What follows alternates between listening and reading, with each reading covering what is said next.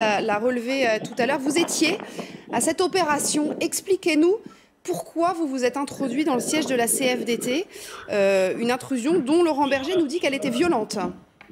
Bah écoutez, Laurent Berger il peut raconter tous les cracks qu'il veut. En tout cas, il y a toutes les vidéos. Je pense même sur votre chaîne, vous montrez des vidéos dans lesquelles il n'y a aucune intrusion violente. Donc, la première chose, c'est que déjà, ce n'est pas une intrusion. On va dire qu'on s'est invité au siège de la CFDT parce que toutes les portes déjà étaient ouvertes. Il n'y a ni fracture de quoi que ce soit. C'est un siège syndical dans lequel les gens...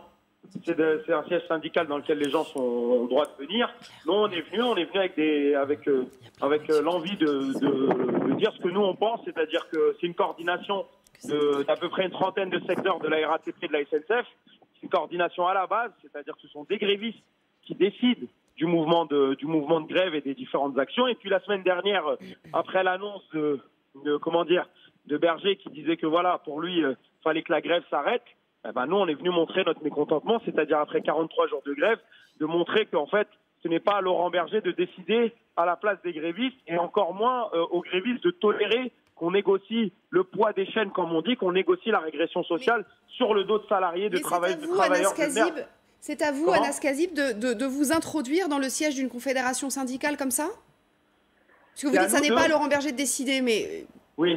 Vos modes d'action à vous posent question quand même. Une intrusion, c'est quand même quelque chose. Oui, mais la différence, c'est que la CFDT, elle ne perd pas d'argent, là. Aujourd'hui, la CFDT, avec une intrusion, comme vous dites, de 5 minutes, où il y a une prise de parole, où on montre toute notre solidarité, justement, avec les camarades de la CFDT cheminots. Il y avait même des militants, des ex-militants de la CFDT, parce qu'ils ont coupé leur carte depuis une semaine maintenant. Depuis les dernières annonces, ils ont déchiré leur carte.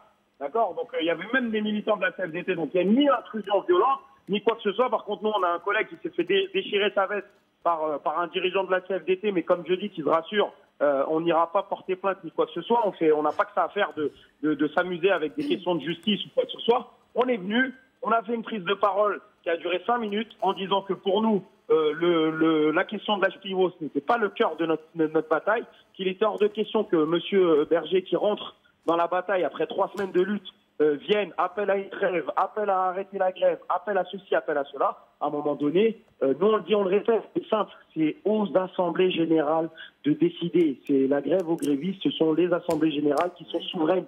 Ce n'est pas à Laurent Berger quand même de décider pour des salariés qui sont non grévistes.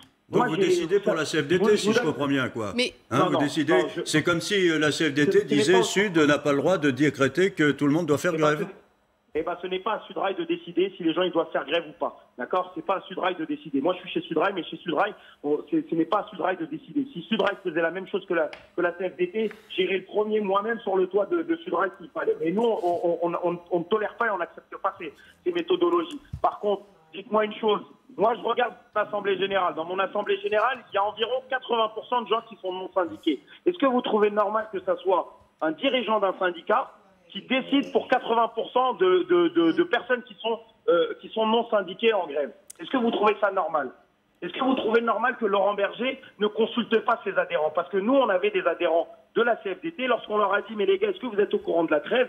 Ils disent, écoutez, nous, on nous a même pas consulté sur cette histoire de trêve. On ne nous demande pas notre avis à la CFDT. On a compris que cette intrusion de ce matin, Anas Kazib, on a compris que cette intrusion de ce matin n'était pas portée par un syndicat en particulier, si j'ai bien compris le message que vous voulez faire passer, et que la grève est à la base et pas au syndicat. On est d'accord avec ça?